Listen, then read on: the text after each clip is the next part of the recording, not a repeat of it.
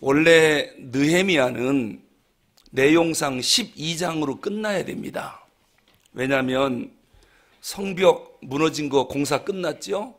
그리고 성벽 준공식, 봉헌식도 다 마쳤습니다. 그리고 느헤미야는 총독 12년을 임기 끝으로 하고 다시 아닥사스다 왕 메대로 돌아갔습니다. 왜냐하면 공사 마치면 돌아오라고 그랬잖아요. 그래서 돌아갔어요. 그리고 바사에 돌아가서 거기서 10년 동안 아닥사스다 왕 밑에서 또 계속 바사의 일을 술 맡은 관원으로 돕고 있었죠. 그러면은 이제 이스라엘은 이제 모든 게 정상으로 돌아왔으니까 계속 유지하고 부흥하고 발전하면 얼마나 좋겠습니까? 그런데 이 13장은 12장과 기록된 해가 10년 차이가 납니다. 12장으로 마무리했는데 10년 후에 느헤미야가 다시 고국으로 잠깐 들렸다가 이게 도대체 웬일입니까? 세 가지 맹세를 하고 서명까지 받았거든요. 이 말씀대로 준행해서 다시는 이러한 수치를 당하지 않겠다고 결심을 했거든요. 수문 앞 광장에서 부흥회할 할 때는 통곡하며 눈물을 흘리며 결심하고 서명하고 맹세하고 이런 일이 있었는데, 그래서 느헤미야가 기쁜 마음으로 다시 아닥사스다 왕한테로 돌아갔거든요. 10년 후에 휴가를 좀 얻었습니다. 제가 며칠 동안 휴가 좀 갔다 오겠습니다. 그랬더니 휴가를 보내줘서 고국에 돌아온 것이 10년 만이에요. 와서 봤더니 이게 웬일입니까? 이스라엘 백성들이 완전히 변질됐고 수문 앞 광장에서 부흥했던 모습은 다 사라지고 완전히 타락해 있는 거예요. 세 가지 맹세 그때뿐이었어요. 이럴 수가 있습니까? 성벽 재건 이후에 모든 역사가 좋게 흘러가면 얼마나 좋겠습니까? 그런데 전혀 그렇지를 못했습니다. 여러분, 걱정되고 염려되는 것이 우리의 모습도 이와 같으면 어떡하나, 이게 걱정인 것입니다. 왜냐하면요, 인간이라고 하는 것은 언제든지 변질될 수 있는 가능성이 상당히 많은 존재들이에요. 어제 큰소리 쳐봤자 그게 과연 오늘 지나 내일까지 갈까? 사람은 그렇게 착하지가 않습니다. 얼마든지 변질될 가능성이 있는 사람들이에요. 어제 저렇게 충성하더니 오늘 지나 내일은 완전 반역자가 되거든요. 충분히 그럴 수 있습니다. 그래서 그런 것을 막으려면, 그렇게 신앙 좋았던 사람이 끝까지 가면 얼마나 좋겠습니까? 왜 변질됩니까? 이유는 날마다 자기 자신을 쳐서 복종 안 시켜서 그래요. 이 말은 뭐냐? 기도를 쉬어서 그래요. 말씀을 가까이 안 와서 그래요. 성령 충만이 항상 성령 충만이 아니거든요. 오늘 기도 안 하고 말씀 떠나면 내일은 전혀 다른 사람으로 변질된다는 것, 이것이 인간입니다.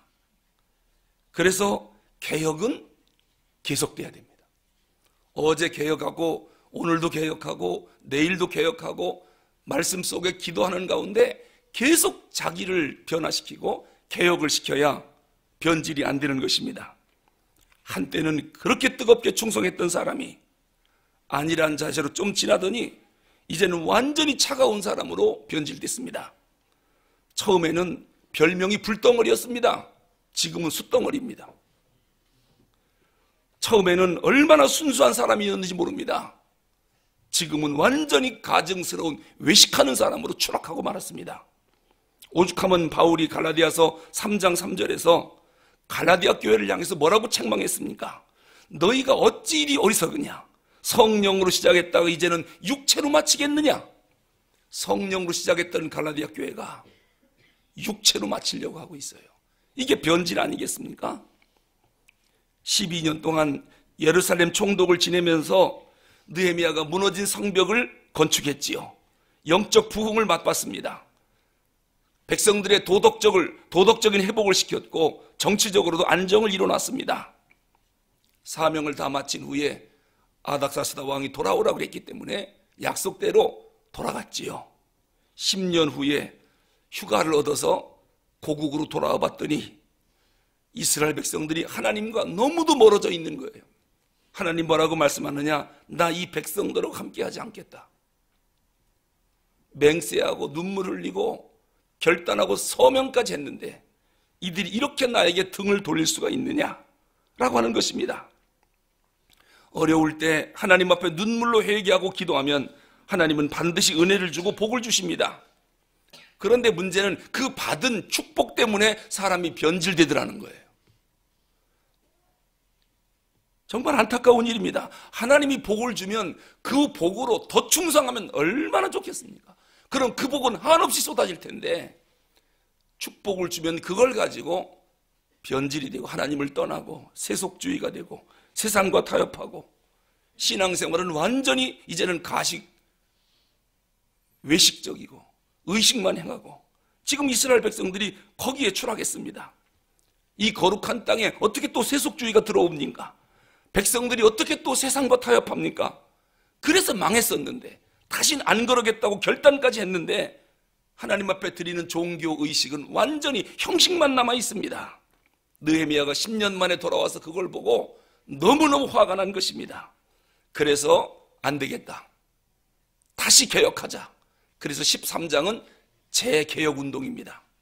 재개혁을 부르짖습니다. 느헤미야가 재개혁운동을 한 것이 4가지입니다. 4절에서 9절 한번 보겠습니다. 첫 번째 무슨 개혁을 했는가? 13장 4절에서 9절. 우리가 지금 4절 한번 읽어보겠습니다. 4절 시작. 이전에 우리 하나님의 전에 방을 맡은 제사장 엘리야십이 도비야와 연락이 있었으므로 5절입니다. 도비야를 위하여 큰 한 방을 만들었으니 그 방은 원래 소재물과 유향과 그릇과 또 레위 사람들과 노래하는 자들과 문지기들에게 11조를 주는 곡물과 새 포도주와 기름과 또 제사장들에게 주는 거제물을 두는 곳이라. 보세요. 성전에 들어가 봤더니 그때 제사장이 누구였냐면 엘리야십이었습니다. 근데 엘리야십이 누구랑 연락을 하고 지냈느냐? 도비야. 여러분, 예루살렘 성벽을 무너뜨리고 성벽 건축을 집요하게 방해한 마귀를 상징하는 인물이 누구냐? 도비야와 산발랏 그리고 게셈. 산발랏이 누굽니까? 성벽을 건축한다고 그러니까 뭐가 올라가도 무너지리라? 여우가 올라가도 무너지리라. 얼마나 조롱했는지. 이건 아주 마귀 새끼입니다. 그리고 도비야는요, 집요하게 나중에는 느헤미야를 암살하려고 계획까지 세웠던 이 사탄입니다. 그런데 제사장이 누구랑 연락하고 지내요? 그 마귀하고 도비야하고. 그리고 이 도비야를 어디다가 지금 살게 방을 차려줬느냐? 성전 가장 큰 방. 근데 그 성전에 그 방은 무엇을 보관했던 방입니까? 소재물, 유향, 그릇, 그리고 레위 사람들과 노래하는 자들과 문지기들에게 11조를 주는 곡물, 새포도주, 기름, 제사장을 위한 거제물, 이러한 것들을 보관하는 큰 방이 하나 있습니다. 이 방에 있는 모든 것을 다 치우고 그 큰 방을 누구한테 내줬다고요? 도비야. 성전 안방을 도비야에게 내줬습니다. 이게 있을 수 있는 일입니까? 예수님이 예루살렘 성전에 올라갔을 때 얼마나 화가 났는지. 왜요? 하나님 앞에 예배하는 거룩한 집, 내 집은 만민이 기도하는 집인데 성전에 들어와 봤더니 장사꾼들, 환전상들, 짐승 우는 소리, 더러운 냄새로 성전에 가득한 겁니다. 이래서 채찍을 들고 상을 뒤엎고 예루살렘 성전을 청소했던 예수님의 모습이 생각납니다. 지금 예루살렘 성벽 안에서, 성전 안에서 무슨 일이 벌어지고 있습니까? 끝까지, 처음부터 끝까지 성벽 재건을 방해했던 마귀로 상징되는 도비야가 성전 안에 큰 방을 마련해 놓고 거기서 또아리 틀고 살고 있습니다. 이거 진짜 무서운 일입니다. 그렇게 성전을 핍박하고 성벽을 건축하지 못하도록 핍박했던 이 마귀가 다 건축해서 봉헌하고 난 그 성전 안에 들어와서 마귀가 살고 있습니다. 이런 말도 안 되는 일이 오늘 교회에서도 얼마든지 일어날 수 있습니다. 하나님이 일하려고 하면 집요하게 방해하는 사람입니다. 그러다가 그 방해를 무릅쓰고 핍박 가운데서도 하나님의 일을 다 이루고 나면 마치 그렇게 방해하고 힘들게 했던 사람이 자기가 일을 혼자 다 한 것처럼 큰 소리 치면서 성전 안에 들어와서 헤집고 다니는 사람이 있습니다. 그 방에 두었던 기명과 소재물, 유향 이것 다 집어치고 다 끌어서 버리고 그 성스러운 곳에 마귀인 도비아가 또아리 틀고 살고 있습니다. 여러분, 교회는 누가 좌정에 계셔야 합니까? 하나님이 계셔야 합니다. 여기는 하나님을 예배하는 예배가 있어야 하고 찬양하는 사람들이 있어야 합니다. 기도하는 사람들이 있는 곳입니다. 이런 것들은 다 사라지고 교회 안에 들어봤더니 마귀 새끼들만 우글우글하는 거예요. 이게 교회 맞습니까? 이 마귀라고 하는 게 뭡니까? 세속주의입니다. 교회가 기도와 성령으로 충만한 교회가 돼야 되는데 기도는 안 하고 성령의 역사는 없고 오직 돈, 오직 권력, 오직 조직, 오직 높은 자리, 이런 것만 중요시합니다. 이 교회 안에 마귀가 들어앉아 있는 것하고 다를 바가 없지요. 여러분, 교회는 자기를 내세우는 데가 결코 아닙니다. 여러분, 뽐내려면 세상에 나가서 뽐내시고요, 교회에 와서 뽐내지 마세요. 여기는 섬기러 오는 곳이고 희생하러 오는 곳이고 자기를 죽이러 오는 곳이에요. 왜 교회까지 와서 큰 소리 치려고 합니까? 여기서 왜 자기를 내세우려고 합니까? 여기 죽으러 온 거 아닙니까? 십자가 찌려고 온 곳인데 섬기진 않고 희생은 안 하고 큰 소리 치고 다녀요. 내가 누군데? 누구는 누굽니까? 지옥 갈 죄인이었었지요. 하나님의 은혜로 살아가는 그런 사람들이 아닙니까? 그런데 왜 교회를 세상 원리로 지배하고 있습니까? 교회는 하나님이 왕이 되어야 하는 곳입니다. 누구도 여기서 큰 소리 치면 안 됩니다. 하나님만 찬양받고 하나님만 영광받고 우리 모두는 하나님을 섬기고 백성들을 섬기고 희생하려고 온 사람들이 우리들입니다. 그런데 세속주의에 빠지니까요, 교회에서 직분이 계급이 되고 큰 소리 치고 돈 있는 사람, 권력 있는 사람, 많이 배운 사람, 이런 사람들이 활개를 치고 다니고, 이게 세속주의에 빠진 거 아니겠습니까? 기도하는 사람, 충성하는 사람, 이런 사람들은 온데간데 없고요. 이러한 어처구니없는 모습을 느헤미야가 10년 만에 돌아와서 또 본 겁니다. 느헤미야는요, 에스라랑 달라요. 똑같은 일을, 느헤미야랑 에스라는 동시대 사람, 같은 친구예요. 같이 한 동네 살았던 사람인데 성격이 이렇게 다를 수가 있습니까? 둘 다 개혁을 부르짖었지만은 에스라는 백성들이 타락하는 모습을 보면은 그냥 그 앞에서 통곡하고 울어요. 하도 울으니까 백성들이 왜 우느냐고 물어봐요. 너희들이 죄를 져서 운다 그러면은 그 사람들도 따라서 울고 회개해요. 회개시키는 방법이 에스라는 그런 방법이에요. 누구한테 지적을 못하고 자기가 통곡하고 울어요. 이래서 백성들을 감동시켜서 회개시키는 방법이고 느헤미야는 과격합니다. 하나님이 성격대로 써요. 그래서 2차 포로 귀환을 에스라가 했는데 성공했어요, 못했어요? 이 성벽 건축 실패했지요. 그런데 느헤미야는 성공했잖아요. 왜냐? 도비아가 성전 안방에 또아리 틀고 앉아 살고 있으니까 들어가서 모든 세간살이를 다 밖으로 집어내 던지고 청소를 깨끗이 한 다음에 도비아를 내쫓아버립니다. 두드려 패버립니다. 아, 느헤미야는 과단성이 있어요. 결단력이 있어요. 교회 안에 들어와 있는 모든 세속적인 가치관들을 완전히 쓸어버립니다. 여러분, 개혁이 뭡니까? 교회는 날마다 개혁해야 되잖아요. 뭐가 개혁입니까? 다른 거 아닙니다. 세속주의를 몰아내자. 이거 안 몰아내고 뭐가 개혁입니까? 우리가 개혁정관을 만들었는데요, 개혁정관 첫 번째로 뭐라고 써야 되느냐? 우리 교회는 세속주의를 철저히 배제한다, 세속주의를 깨끗이 청소한다. 이게 개혁정관이거든요. 이런 것이 개혁이 아니겠습니까? 이것도 날마다 개혁해야 됩니다. 왜냐? 인간은 시간이 지나면 자기도 모르게 오염되거든요. 세속에 때묻거든요. 변질될 가능성이 농후한 사람들입니다. 그래서 우리가 세상으로부터 나를 지킬 수 있는 유일한 방법은 날마다 하나님 말씀의 거울에 자기를 비춰서 회개하고 기도하고, 이것이 중지되면 나는 변질될 수 있다. 이것을 한시도 잊으면 안 되겠습니다. 이렇게 교회 안에 몰래 들어온 세속주의 마귀인 도비아를 내쫓아 버렸습니다. 그 다음에 두 번째 어떤 재개혁을 하느냐, 10절 읽어보겠습니다. 10절입니다. 10절 시작. 내가 또 알아본즉 레위 사람들이 받을 몫을 주지 아니하였으므로 그 직무를 행하는 레위 사람들과 노래하는 자들이 각각 자기 밭으로 도망하였기로. 아멘. 지금 느헤미야 10장에서 우리는 배웠습니다. 백성들에게 부흥회 끝난 다음에 세 가지 맹세를 했지요. 그리고 서약까지 받아서 사인까지 다 했습니다. 꼭 지키겠다고. 첫 번째 뭐였습니까? 이방 결혼 안 시키겠다. 내 자녀들 이방 결혼 안 시키겠다. 두 번째는 안식일을 철저히 지키겠다. 세 번째는 11조를 온전하게 드리겠다. 이 세 가지 맹세를 했는데 10년 만에 돌아와 보니까 아무것도 안 하고 있어요. 이러니 또 타락할 수밖에 없죠. 그래서 성전에 딱 들어가 봤더니 성전에 제사를 드리는 제사장과 성전을 제사를 돕는 레위인과 찬양하는 사람들, 이 사람들이 다 11조를 먹고 사는 사람들이거든요.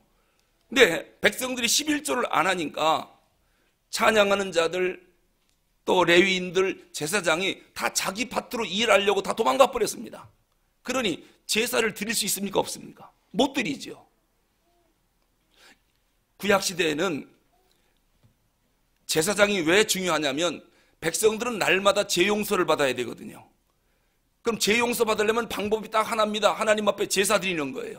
근데 제사는 누가 드리느냐? 제사장이 드립니다. 그럼 딴 사람이 대신 드리면 안 되느냐? 하늘에서 불이 쏟아져 저주를 해버립니다. 제사장만이 제사를 집례할 수 있습니다. 그런데 제사장이 도망갔습니다. 왜요? 굶어서 죽을 수는 없잖아요. 성전 기둥만 쳐다보고 있을 수는 없잖아요. 레위 사람들은 성전에서 제사를 도우면서 먹고 사는 사람들이에요. 그 큰 방에다가 11조 곡물을 갖다 놓으면 거기다 쌓아놓고 그거를 먹고 살면서 날마다 제사를 집례하는 사람들인데, 또 노래하는 자들 레위 사람들 아닙니까? 찬양을 불러줘야 제사를 드리는 거 아닙니까? 성가대지요. 다 도망갔습니다. 그러니 제사를 못 드리니까 이스라엘 백성들의 죄 용서가 안 되는 거예요. 이 죄를 날마다 용서받아야 사는 사람들이 죄 용서를 받을 수가 없으니까 나라가 망하는 거 아니겠습니까? 느헤미야가 그것을 보고 이번에 재개혁은 거꾸로 합니다. 원래 처음 개혁은 이방 결혼 안 시키겠다, 안식일 지키겠다, 그리고 11조 드리겠다, 세 개를 했는데 이번에는 11조부터 회복시켜 나갑니다. 그것이 바로 10절에서 14절의 말씀입니다. 오늘날도요, 서울에 있는 도시교회들은 그런 일이 좀 없지만은, 아니 도시교회도요, 개척교회나 지하에 있는 미자립교회들은 목사님들이 생활 유지가 안 되기 때문에 직장 생활합니다. 택시 운전도 하고 또 막노동 가서 일도 하고, 그래서 교회 월세도 내고 이러니까 목회에 집중할 수가 없죠. 농촌, 산간벽지, 낙도, 도서, 섬지역 이런 데 교회들은요, 자립이 안 됩니다. 목사님들이 자녀 교육이 안 되니까 거기서는 목회할 수가 없는 겁니다. 왜요? 11조 내는 사람이 없거든요. 그러면은 목회를 어떻게 합니까? 이런 안타까운 일들이 지금 우리나라 땅에도 얼마나 많은지 모릅니다. 미자립 교회들이요. 지금 느헤미야가 와서 보니까 예루살렘 성전이 그런 꼴에 취해 있는 것입니다. 그래서 다시 민장들을 불러다가 꾸짖습니다. 너희들이 어찌하여 11조를 떼먹었느냐? 전부 내라. 그래가지고 다 받아냅니다. 그리고 제사장한테 쫓아가서 밭에서 일하는 제사장을 이제 성전으로 들어와라. 레위인들 자기 밭에 가서 일하니까 이제는 일 놓고 성전으로 들어와라. 노래하는 자도 들어와라. 전부 다 끌어다가 성전에 놓고 민장을 중심으로 11조를 다 받아서 그 큰 방 도비아 내쫓았으니까요, 거기다가 쌓아놓고 이제는 이거 먹으면서 예배를 집례하라. 제사를 집례하라. 백성들의 죄를 하나님 앞에 빌어 용서를 받게 하라. 그래서 제사를 회복시켜 놨습니다. 그 다음에 세 번째는 우리 15절 읽어보겠습니다. 어떤 것을 재개혁하는가? 15절 시작. 그때에 내가 본즉 유다에서 어떤 사람이 안식일에 술틀을 밟고 곡식단을 나귀에 실어 운반하며 포도와 무화과와 여러 가지 짐을 지고 안식일에 예루살렘에 들어와서 음식물을 팔기로 그날에 내가 경계하였고, 지금 안식일을 다시 회복시키는 장면이 나옵니다. 안식일 날 온통 뒤죽박죽입니다. 그냥 물건 파는 사람들이 예루살렘 성문을 드나들면서 안식일인데도 또 백성들도 하나님 앞에 제사 안 드리니까 자기들 멋대로 살고 있는 것입니다. 느헤미야가 이 안식일 지키는 방법은 강압적으로 방법을 쓰는데요, 아예 예루살렘 성문을 잠가버립니다. 물건을 들고 나오고 하는 사람들을 전부 차단시킵니다. 그리고 안식일에 어떠한 일도 못하게 하고 하나님 앞에 예배 드리도록 강압적인 방법을 씁니다. 그래서 안식일인데도 안식일 예배 안 지키고 멀리 갔던 사람들이 안식일날 돌아오려고 그러면 시간 되면 문을 잠가버리니까 성 밖에서 하룻밤을 보냈습니다. 왜 문 안 열어주느냐? 오늘 안식일이기 때문에 문을 열 수 없다. 그래서 그 다음부터는 밖에 나갔던 사람이 안식일 되기 전에 다 들어옵니다. 왜요? 문 잠가버리니까요. 강압적인 방법으로 예배 빠지는 사람들 쫓아가서 두드려 패고 머리털을 뽑아버리고. 왜요? 이것은 너 혼자 주의를 범하는 것으로 끝나는 게 아니에요. 너 혼자 망하는 것으로 끝나는 게 아니라 네가 주의를 범함으로 이 나라가 망한다는 거예요. 또 바벨론 포로로 끌려가겠느냐? 또 나라가 망해서 70년 동안 이 고통 속에 빠지겠느냐? 이걸 묻는 겁니다. 너 하나로 끝나면, 너 혼자 망하면 모르겠어요. 이 나라가 망하는 일이다. 그래서 강압적인 방법을 쓸 수밖에 없는 겁니다. 왜요? 나라를 살려야 될 거 아니겠습니까? 또 망하게 놔둘 수 없지 않습니까? 그러므로 꼭 기억하십시오. 내가 하나님 앞에 예배 안 드린다, 나 혼자 망하는 거로 끝나는 게 아닙니다. 이거는 한국교회를 무너뜨리고 이 나라를 망하게 하는 것입니다. 그래서 느헤미야가 강압적인 방법으로 안식일을 다시 회복시킵니다. 그 다음에 세 번째입니다. 네 번째, 무엇을 개혁시키는가? 23절을 읽어보겠습니다. 23절입니다. 시작. 그때에 내가 또 본즉 유다 사람이 아스돗과 암몬과 모압 여인을 맞아 아내로 삼았는데, 24절입니다. 그들의 자녀가 아스돗 방언을 절반쯤은 하여도 유다 방언은 못하니 그 하는 말이 각 족속의 방언이므로. 이방 결혼 안 시키겠다고. 왜요? 이거 신앙의 순수성을 지키려고요. 그래서 백성들에게 결단을 받고 서명까지 했는데 이 백성들이 전부 다 이방 결혼을 시키는 것입니다. 이방 결혼으로 다 무너진 것입니다. 가정이 무너진 것입니다. 그래서 느헤미야가 얼마나 화가 나는지요. 어느 정도냐면은 우리가 읽은 것처럼 성도들의 집집마다 가보니까 아스돗 사람, 암몬 사람, 모압 사람, 그 여인들을 이 거룩한 이스라엘 백성들이 전부 자기 며느리로 다 삼아버린 것입니다. 그리고 자기 아들을 이방 땅의 사위로 보내버린 것입니다. 그러다 보니까 그 사이에 태어난 자녀가 아스돗 방언은 절반쯤을 해도 유다 땅 방언, 유다 방언은 못하는 거예요. 엄마가 아스돗 사람 여인이에요. 이방 여인이에요. 아기를 안고 아스돗 말만 하니까 아기가 엄마 따라서 아스돗 말은 배워요. 그런데 유다 말은 못하는 거예요. 여러분, 유대인들은 잘 아시죠? 엄마가 유대인이면은 아빠가 이방인이라도 그 자녀는 유대인입니다. 그런데 아빠가 유대인이고 엄마가 이방인이면 그 자녀는 이방인입니다. 유대인으로 안 받아줍니다. 왜냐? 교육의 영향력이 엄마에게 있다는 거예요. 유대인의 자녀 교육은 엄마입니다. 여러분, 사실 우리도 마찬가지입니다. 자녀 교육은 아빠가 시키는 거로 생각하는데 그렇지 않습니다. 자녀 교육은 엄마가 시키는 겁니다. 그러니까 애들이 잘 크면 엄마 영향력이에요. 아빠는 자녀 키우지 않았거든요. 그럼 아빠는 뭐 해야 되느냐? 아빠의 역할은 기도하는 겁니다. 성경 보십시오. 아브라함부터 노아부터 전부 기도하는 사람이 누굽니까? 엄마입니까? 우리는 뭘 착각하느냐? 한나가 기도해서 사무엘 얻었다. 그래가지고요, 기도는 엄마의 몫으로 알고 있어요. 그건 특별한 경우 하나입니다. 전부 남자들이 기도했지 어디 여자가 기도합니까? 여자들은 집에서 애 키우는 겁니다. 살림하면서. 그러니까 새벽 기도는 누가 나와야 됩니까? 아빠들이 나오는 겁니다. 기도권을 아빠에게 줬거든요. 엄마들은 가정 살림해야 돼요. 밥하고 학교 보내야 되고 뒤치다거려야 되고 애들 돌아오면 품에 안고 말씀 가르치고 이런 걸 해주는 것이 엄마예요. 근데 우리는 아빠들이 직장을 나간다고 새벽기도 안 나오니까 엄마라도 나와야지 어떡합니까? 근데 엄마마저 안 나오면 그 집은 쑥밭이 되는 겁니다. 아빠가 기도해야 되는데 아빠가 기도 안 하니까 엄마라도 해야 되죠. 엄마도 안 하면은 어떻게 되겠습니까? 지금 이런 꼴이 벌어진 겁니다. 애들을 낳는데 아수도 방언을 하는데 유다 방언을 못해요. 이 유다 사람들이. 이 나라가 어떻게 되겠습니까? 쉽게 말하면 이겁니다. 예수 잘 믿는 사람이 며느리를 불교 신자를 데리고 들어왔어요. 그럼 예수 믿게 만들어서 기독교인 만들면 좋은데 신앙이 하루아침에 안 들어가잖아요. 교회는 다니지만 속이 전부 머릿속에 들어있는 단어들이 다 불자 용어거든요. 평생을 절에 다녔으니까. 손주가 났습니다. 그러면은 엄마가 안고 하나님 감사합니다 이걸 가르쳐야 되는데 나무아비탑을 깍꿍 나무아비탑을 이걸 가르치는 거예요. 그러니까 얘가 자라면서 하나님 감사합니다 이거는 못 배우고 밥만 보면 나무아비탑을 하는 거예요. 이게 하나님 방언은 못하고 이방 방언만 배운 거예요. 누구 영향력입니까? 엄마의 영향력입니다. 이 결혼이 이렇게 중요한 것입니다. 그래서 유다 백성들이 자녀를 낳는데 전부 하나님을 모르는 사람으로 태어난 겁니다. 그래서 이방 결혼을 막는 것입니다. 느헤미야가요 안식일 범하지요, 11조 안 내지요, 이방 여인과 결혼시키지요. 화가 났을까요 안 났을까요? 자 어떻게 하는가 보세요. 25절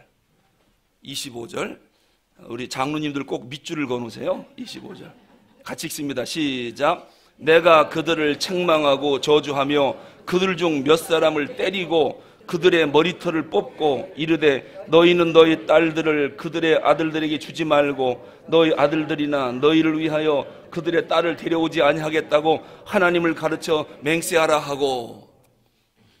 니들 이럴 거냐? 이게 느헤미야는 이렇게 아주 과격한 사람입니다.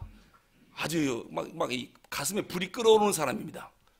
그래서 그걸 그냥 두지 못하고 끌어다가 두드려 패고, 그래도 성격이 안 풀렸던지 머리털을 다 뽑아버리고, 그러면서 뭘 예를 들으냐면요 26절에 보니까 또 이르기를 옛적에 이스라엘 왕 솔로몬이 이 일로 범죄하지 아니하였느냐. 누구 예를 들고 있습니까? 솔로몬. 그 지혜롭고 그 복받은 사람 솔로몬이 이방 여인을 첩을 700명 부인 300명 1000명을 뒀는데, 이 솔로몬이 이방 여인을 왕궁에 불러들이면서 이방 여인이 올 때 자기 신들을 갖고 오니까 곳곳에 왕궁들에 신당을 만들어 놓고 우상을 숭배해서 나라가 두 쪽으로 갈라지고 솔로몬이 망하지 않았느냐. 이방 여인이 이렇게 무서운 사람이다. 거룩한 하나님의 집 우리 가문에 우상을 안고 몰래 들어온 이방 여인들.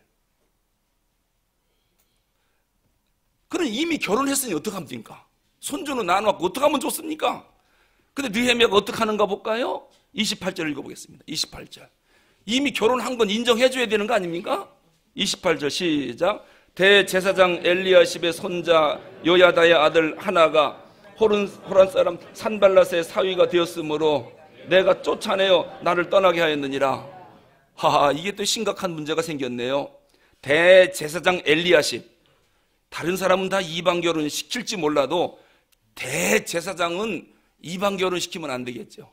성도들은 잘 모르니까 그렇게 이방 결혼 시킬 수 있지만 담임 목사가 이방 결혼 시키면은 이거는 좀 심각한 거 아니겠습니까? 그런데 대제사장 엘리야십이 손자가 요야다가 있는데, 요야다의 아들 하나가 있는데 호론 사람 산발랏의 사위, 산발랏이 누구죠? 마귀입니다. 성벽 여우가 올라가도 무너지리라 하고 그렇게 조롱하고 성벽을 방해했던 마귀를 대표하는 산발랏의 사위가 됐답니다. 사위가 산발랏의 딸을 데려다가 결혼시켰다는 거예요. 느헤미야가 그걸 알고 이게 정신 나간 제사장 쫓아가가지고 내가 쫓아내어 나를 떠나게 하였느니라. 그 며느리를 어떻게 했다고요? 쫓아버렸어요. 너희 나라로 가. 그리고 강제 이혼을 시켜버린 거예요. 남의 집을 이렇게 깨도 됩니까? 남의 가정을 이렇게 망하게 해도 되는 겁니까? 아닙니다. 이건 나라가 망하는 일입니다. 그래서 강제적으로 이방 여인을 자기 나라로 쫓아버렸다는 겁니다. 이렇게까지 과감한 결단을 시킨 거예요. 그러니 두 번 다시 이방 여인하고 결혼시키겠습니까? 결혼한 사람 전부 이혼시켜 내쫓아버렸는데, 이렇게 하지 않으면 신앙의 순수성 지키기가 어렵다는 것입니다. 신앙의 전통성을 이어가기가 어렵다는 것입니다. 솔로몬의 예를 들으면서 이런 일이 있을 수는 없다라고 하는 것입니다. 결혼이 한 가정을 살리기도 하고 망하기도 합니다. 근데 그 결혼은 한 국가를 살리기도 하고 망하기도 하는 중요한 것이기 때문에 재개혁운동을 느헤미야가 하는 것입니다. 그리고 나서 이 모든 재개혁운동을 끝난 다음에 느헤미야가 마지막으로 하는 말이 뭐냐? 31절 읽어보겠습니다. 시작. 또 정한 기한에 나무와 처음 익은 것들을 드리게 하였사오니 내 하나님이여 나를 기억하사 복을 주옵소서. 아멘. 내 하나님이여 나를 기억하사 복을 주옵소서. 느헤미야가 수산궁에 있을 때 하나냐가 고국을 갔다 와서 예루살렘 성벽이 건축은커녕 에스라가 갔지만 다 무너지고 불타버리고 공사는 중단됐습니다. 이 소식을 처음 들었을 때 수일을 금식하며 통곡하고 울며 기도했어요. 이런 나쁜 소식을 들었을 때 느헤미야가 첫 번째로 한 일이 뭐라고요? 기도였습니다. 그리고 이 개혁을 진행하면서 계속 기도합니다. 그리고 마지막에 모든 것을 재개혁시켜 놓은 다음에 또 하나님 앞에 기도로 마무리하고 있습니다. 이게 하나님의 사람입니다. 하나님의 사람은 기도로 시작해서 기도로 끝나는 사람입니다. 느헤미야라고 하는 한 성도의 아름다운 생을 우리가 특세를 통해서 이제는 이야기를 다 배웠습니다. 정말 열정적인 사람입니다. 하나님을 향한 열정 때문에 느헤미야는 자기의 기득권을 다 포기한 사람입니다. 술 맡은 관원, 이것은 오늘로 말하면 대통령 비서실장 정도 되는 크게 출세한 사람입니다. 이 포로민의 자녀로서 이렇게까지 높이 올라갈 수가 없습니다. 그럼 이 기득권을 누가 버리겠습니까? 그리고 메데 파사 영원한 제국이 될 줄 알았지, 메데 파사가 헬라 제국이 망할 줄은 아무도 몰랐습니다. 영원할 줄 알았지. 그 영원할 줄 아는 그 대제국의 비서실장이 됐으니 이 기득권을 버리고 싶겠습니까? 돈방석에 앉았고 권력의 최고에 앉아있는데 이거를 내려놓을 수 있겠습니까? 그런데 하나님을 향한 열정 때문에 이 모든 기득권을 다 포기합니다. 그리고 고국으로 돌아와서 성벽 재건을 강력하게 추진했고 개혁을 추진한 사람입니다. 그래서 무너진 이스라엘 백성들의 신앙을 다시 세운 그러한 지도자가 느헤미야입니다. 느헤미야서를 마치면서, 자, 그렇다면 21세기 한국 교회를 일으킬 제2의 느헤미야는 누구일까? 지금 다 무너졌거든요. 도비아와 산발랏이 성전 안에 들어와서 또아리 틀고 앉아 있어요. 세속주의가 한국 교회를 지금 휩쓸고 있습니다. 다 무너져 가고 있습니다. 금권이 난무하고 돈밖에 모르는 교회가 되고 말았습니다. 한국 교회를 떠나 우리 둘의 교회를 생각해 봅시다. 2019년도 우리 둘의 교회를 다시 재건하고 바르게 회복시킬 제2의 느헤미야가 누군가? 오늘의 느헤미야를 하나님이 우리 중에서 찾고 있습니다.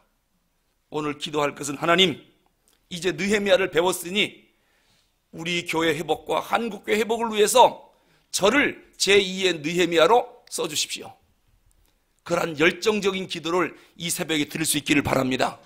그러면 금년도에 반드시 무너진 성전 회복하고 무너진 성벽 회복시켜 영적 부흥을 맞이할 줄로 믿습니다.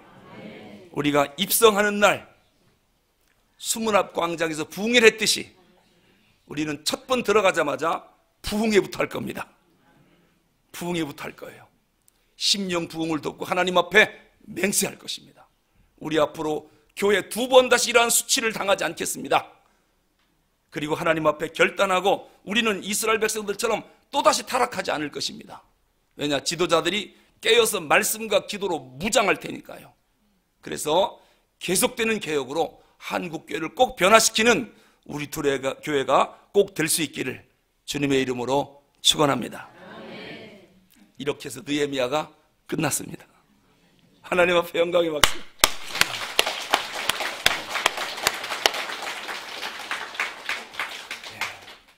성경이 이렇게 재밌을 수가 없습니다. 저 혼자 재밌나요? 이제 느헤미야 하면 우리 성도들 머릿속에 꽉 차 있을 줄로 압니다. 이제는 은혜만 받고 나 혼자 아는 것으로 그치는 사람들이 아닙니다. 우리는 다 지도자들급이기 때문에 어디를 가든지 느헤미야를 좀 가르쳐 주십시오라고 하면 여러분들이 그거 내가 성경 공부 지도하겠습니다 하고 나서야 됩니다.